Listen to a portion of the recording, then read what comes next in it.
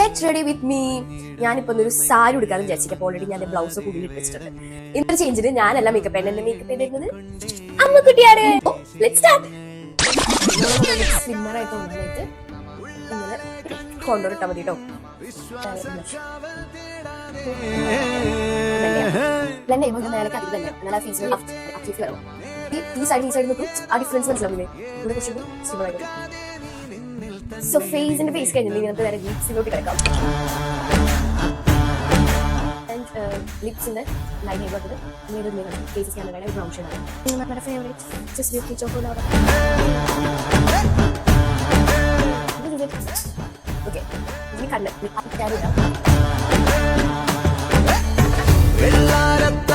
നമ്മുടെ മേക്കപ്പ് ദേ ഒരു മസ്കാരോടുകൂടി അവസാനിച്ചു. നമുക്ക് സാരി മാലയും കമ്മലും ഇട്ടിട്ട് വരാം.